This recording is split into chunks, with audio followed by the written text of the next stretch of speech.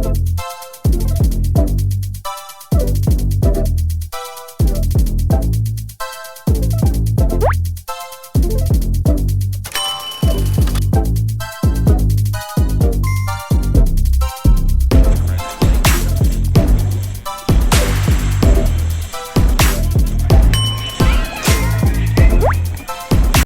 मित्रांनो, माझ्या यूट्यूब चॅनलवर सर्वांचे स्वागत आहे। आज आपण चाललो आहोत पन्हाळगड पाहायला। शिवमंदिर पाहण्यासाठी व्हिडिओ शेवटपर्यंत पहा। व्हिडिओ लाईक करा। व्हिडिओ कसा वाटला कमेंट करून नक्की सांगा। चॅनलवर नवीन असाल तर चॅनल सबस्क्राइब करा। चला तर गेट सेट गो। हा किल्ला आपण गाडीवरून फिरून सुद्धा पाहू शकतो। किल्ल्याच्या पायथ्याला वीर शिवा काशेद आणि बाजीप्रभू देशपांडे यांची समाधी आहे। छत्रपती शिवाजी महाराजांना जेव्हा सिद्धीने पन्हाळगडावर वेढा टाकून कैद केले होते, किल्ल्यावर बंदिस्त केले होते, त्यावेळी याच वीरांनी आणि मावळ्यांनी महाराजांना सोडवले। वीर शिवा काशेद यांनी महाराजांची जागा घेतली, तर वीर बाजीप्रभू देशपांडेंनी पावनखिंड लढवली।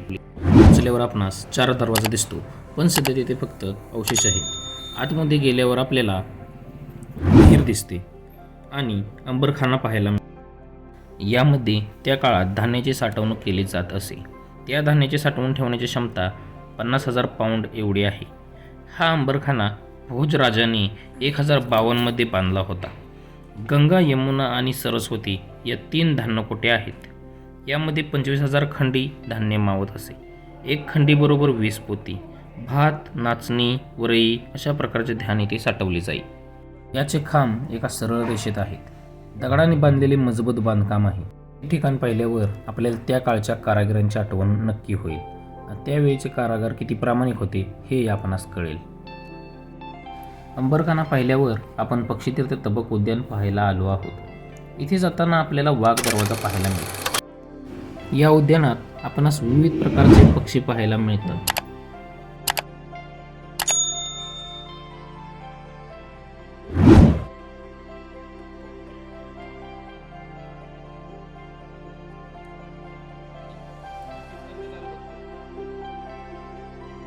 इथे आपणास निसर्ग माहिती केंद्र पाहायला मिळेल।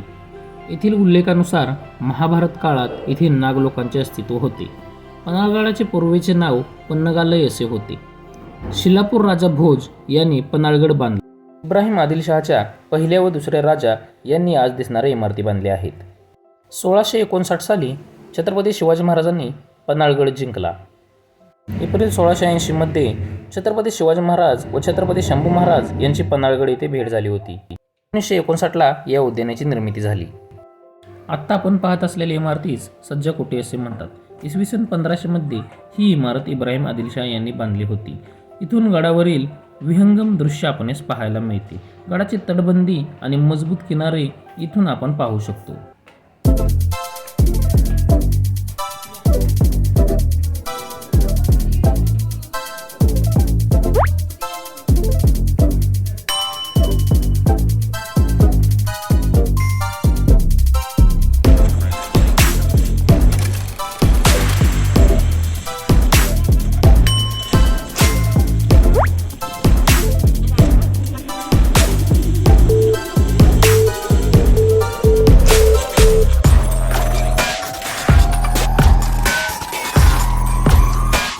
आता आपण आलो आहोत शिवमंदिर पाहायला। छत्रपती शिवाजी महाराज यांचे अस्तित्व आहे असे भासवून जनसामान्यांना प्रेरणा होण्यास प्रोत्साहित करणारे सुबक व सुंदर असे मंदिर आहे। 1993 साली या मंदिरामध्ये शिवाजी महाराजांची अश्वारूढ मूर्ती बसवली आहे। व्हिडिओ कसा वाटला कमेंट करून नक्की सांगा। व्हिडिओला लाईक करा, मित्रांसोबत शेअर करा। चला पुन्हा भेटू याच चॅनलवर। तोपर्यंत नमस्कार। Get set go.